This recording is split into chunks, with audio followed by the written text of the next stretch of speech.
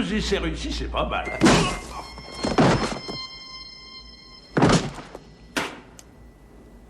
Je t'avais prévenu. En 1991 sortait Le Dernier Samaritain, un des meilleurs buddy movies jamais réalisés. Un cocktail de punchline et d'action pour notre plus grand bonheur, on en redemande.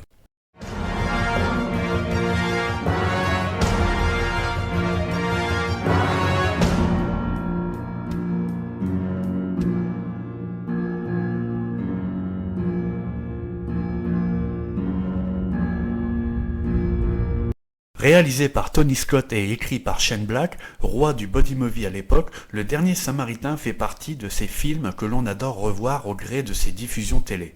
Il fait partie de ces films qui ne vieillissent pas et qui nous accrochent tout le temps avec ses répliques fusantes et ses personnages C'est tard ravageurs. pour se promener, non? Il veille à nos mœurs. Vous allez pas cafeter, surtout.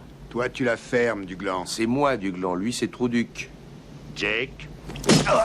Le Dernier Samaritain raconte l'histoire de Joe Allenbeck, détective privé autrefois ancien agent de la CIA qui devra faire équipe avec Jimmy Dills, le petit ami de celle qui l'avait engagé pour la protéger avant d'être finalement assassiné. Bien qu'ils ne s'aiment pas, ils devront donc faire cause commune pour trouver l'assassin. Le divertissement hollywoodien n'a jamais été aussi bon que dans les années 90, ce film en est un des symboles. S'il n'a pas forcément cartonné au box-office à l'époque, ses sorties en VHS et ses multiples rediffusions télé ont fini de mettre le film tout en haut des buddy movies de cette décennie. Shane Black, après avoir écrit les deux premiers L'Arme Fatale de Richard Donner et donné à la franchise un statut de saga culte, nous pond cette fois un film à la structure relativement similaire sur le papier, mais pas moins mordante que son aîné. Passe-moi les clés. Allez, Et en douceur. Passe-les-moi. dépêche. Envolé. Le scénario, à la base, était censé être bien plus sombre et un peu moins porté sur la comédie, le script étant largement remanié avec tout un dernier tiers réécrit. Tony Scott n'hésitant pas d'ailleurs à déclarer que le script original était selon lui largement meilleur. Personne ne t'aime. Tout le monde te hait. T'es qu'une ruine. La production du film fut d'ailleurs très compliquée, les deux acteurs principaux ne s'entendaient pas. Bruce Willis, justement, ne s'entendait pas non plus avec Joel Silver ainsi que Tony Scott. Toute une guerre d'ego entre mâles alpha s'est installée pendant la totalité du tournage. Mike. Ah, Joe, je te croyais encore à Las Vegas. J'allais te laisser un message.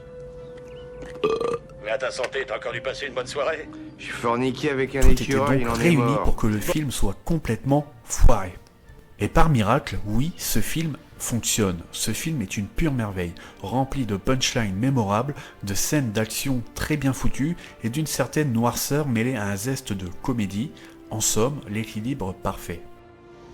Alors ma femme est grosse. Elle est si grosse que j'ai dû la rouler dans la farine pour savoir où elle mouillait. Elle a tant de cellulite, tu lui tapes sur les cuisses et tu fais du surf. Le film cesse de nous amuser par le duo improbable entre Bruce Willis et Damon Wayans.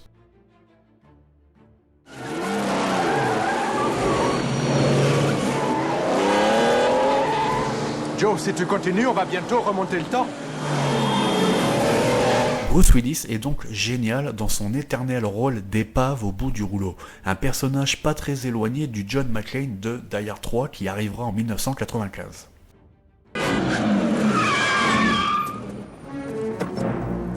Je m'en veux, je suis trop méchant. Toujours défroqué, mal rasé, on arrive presque à avoir de l'empathie pour le personnage qui semble être malmené par à peu près tout le monde dans ce film. T'es un sale enfoiré de merde! J'en ai marre, Darian. Tu es ma fille et dans cette maison, je veux que tu me respectes, tu entends? Alors plus d'insolence. Mais c'est la vérité! Sortant des punchlines dont lui seul a le secret, étant parfois drôle, parfois violent, Bruce Willis est assurément le principal argument pour voir ce film. D'ailleurs, le film est à voir absolument en VF, les dialogues étant particulièrement savoureux avec un doublage aux petits oignons. Est-ce que ce sera tout? Non. Non, on vient d'inventer un nouveau truc, le rasoir. Trop risqué. Je pense à toi et j'ai plus qu'une idée en tête, m'ouvrir les veines.